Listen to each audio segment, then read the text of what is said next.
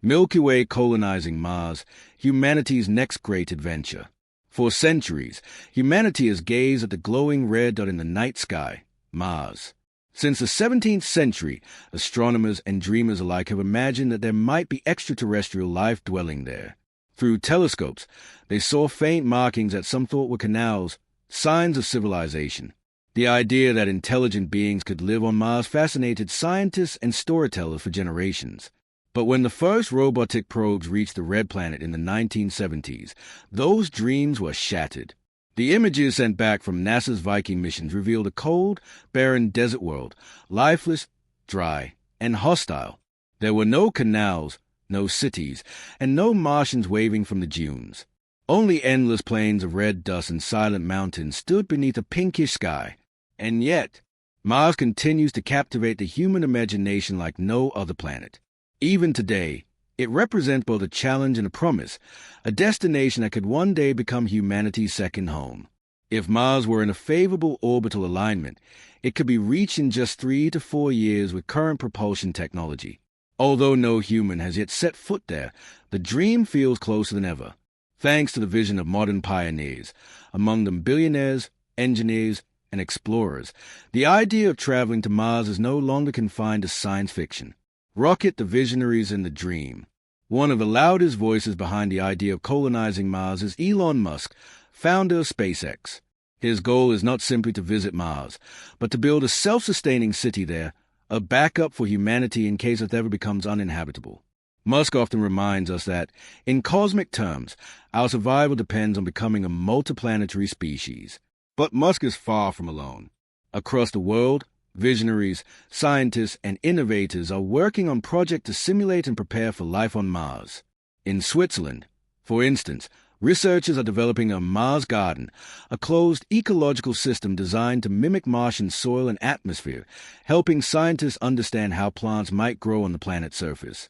Meanwhile, in Hawaii, NASA conduct experiments on a 2,500-meter-high volcano, where teams of volunteers live in complete isolation for months. The harsh, rocky landscape and thin air there closely resemble the environment of Mars. The goal? To study how humans would cope, psychologically and physically, during a long-term mission to another world. Even the glittering United Arab Emirates has set its sights on the red planet. Under the direction of the Mohammed bin Rashid Space Center, the UAE has launched the Mars 2117 project, an ambitious plan to establish a human settlement on Mars within the next 100 years. Their spacecraft, Hope, successfully entered Mars orbit in 2021, marking the first interplanetary mission by an Arab nation, a clear sign that the dream of Mars belongs to all of humanity, not just a few spacefaring nations. Globe showing Europe, Africa, why leave Earth? Some may ask, why look to another planet when our own world is in crisis? It's a fair question. Climate change, deforestation, overpopulation, and pollution threaten to make part of Earth increasingly difficult to live on. According to climate experts, if current trends continue, sea levels could rise by several meters in the next few centuries, swallowing entire island nations and coastal cities. In some scenarios, Earth could transform into a water world, with limited land and shrinking resources. Others warn of threats beyond our control, asteroid impacts, deadly pandemics, or even self-inflicted catastrophes like nuclear war. If we truly wish for the survival of our species, some believe that humanity must spread beyond Earth, creating a safety copy of civilization elsewhere in the solar system. For these thinkers, Mars isn't just a dream, it's a necessity. The challenge is ahead, yet turning that dream into reality is anything but easy. Mars is the closest planet to Earth in the solar system, but its conditions are drastically different. The first and perhaps greatest challenge is water. While traces of frozen water have been found beneath the polar ice caps and buried deep under the surface, the planet itself is bone dry. The Martian atmosphere can't support liquid water for long. It evaporates or freezes almost instantly. The temperature extremes are another major obstacle.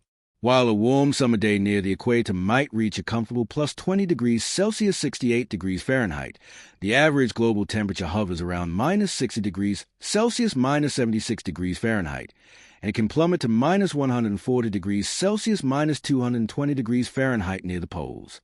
Surviving such conditions will require advanced habitats capable of full environmental control, essentially small, closed ecosystem sealed off from the outside world. Then there's the atmosphere, or rather, the lack of it. Mars' atmosphere is incredibly thin, about 100 times less dense than Earth's. It's composed mostly of carbon dioxide, with almost no oxygen to breathe. This thin air also means that cosmic radiation from the sun in deep space easily penetrates the surface, posing serious health risks to future colonists. The gravity on Mars is only 38% of Earth's, which may sound fun at first. You could jump higher and carry heavier loads, but scientists worry about the long-term effects. Prolonged exposure to low gravity could cause muscle atrophy, bone loss, and even changes to human organs over time. And then there are the dust storms, colossal, planet-wide tempests that can rage for weeks at speeds exceeding 400 kilometers per hour. These storms darken the skies, block sunlight, and can interfere with solar power systems. The fine Martian dust is also toxic, containing perchlorates that are harmful to humans. So, the question remains, why on Mars would anyone want to live there? Building construction # building a home on Mars. To survive on Mars, humans must bring their world with them: air, water, food, and shelter. Scientists are already designing inflatable habitats, underground lava tube bases, and 3D printed structures made from Martian regolith, the dusty surface material. These shelters will provide protection from radiation and extreme temperatures, creating a small pocket of Earth-like conditions inside. Energy would likely come from solar panels and nuclear generators, while water could be extracted from underground ice using specialized drilling equipment. In time, researchers hope to grow food in Martian soil, though this will require detoxifying the soil and engineering plants to survive in low-light, low-gravity environments. NASA's experiments with hydroponics and closed-loop ecosystems are already paving the way for self-sustaining colonies. The International Space Station has proven that humans can recycle air and water efficiently for years in orbit, a vital step toward long-term life on Mars. Seedling, can we terraform Mars? Beyond survival lies the boldest idea of all: terraforming Mars. In theory, humans could gradually transform the planet into a more Earth-like world by thickening its atmosphere, melting the polar ice caps, and releasing greenhouse gases to warm the surface. Over hundreds, or even thousands of years, Mars could develop a breathable atmosphere, liquid water, and fertile land. Some proposals suggest using giant orbital mirrors to reflect sunlight onto the poles, while others envision microbial life being engineered to produce oxygen. Though such concepts remain far beyond our current abilities, they offer a glimpse of what might one day be possible: an entire planet reborn by human ingenuity. Who will go first?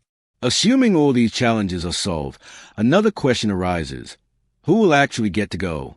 Will Mars be reserved for scientists and engineers, the best and brightest, or will it eventually open its doors to ordinary people, families, and dreamers seeking a new beginning? Colonizing another planet would also mean creating new social systems, laws, and forms of governance. How would resources be shared? Who would be in charge? And how would we ensure that Mars doesn't repeat the mistakes of Earth: inequality, pollution, and conflict? These are questions humanity must answer long before the first city rises beneath the Martian sky. Thought balloon: should we fix Earth first? Of course, many argue that all this money and effort will be better spent saving our home planet. After all, Earth is still the most habitable world we know, with air, water, and ecosystems perfectly suited to life. Shouldn't we focus on restoring balance here before reaching for the stars? It's a valid and deeply moral debate. But perhaps the answer is not one or the other, but both. Exploring Mars may inspire technologies that help us preserve Earth, from clean energy innovations to closed-loop environmental systems. Space exploration has always driven progress, from satellites that monitor our climate to the solar panels now powering millions of homes. In striving to reach Mars, we may learn how to better protect the fragile world we already have. Shooting star the human spirit. In the end, Mars represents more than just a planet. It symbolizes the restless curiosity and boundless ambition of humankind. Every great journey in history, crossing oceans, climbing mountains, exploring the poles, began with the same impulse: to see what lies beyond the horizon. Mars is simply the next horizon, waiting for us to take that step. It will not be easy. It may take decades, perhaps even centuries. But one day, The first human will stand on the red planet, gaze back toward the pale blue dot of Earth, and know that they are part of something far greater, the story of humanity's eternal quest to reach the stars. So, what do you think? Should we really build a home on Mars, or focus on healing the one we already have? Share your thoughts in the comments below, and don't forget to like, subscribe, and stay tuned for more amazing discoveries from Simply Space.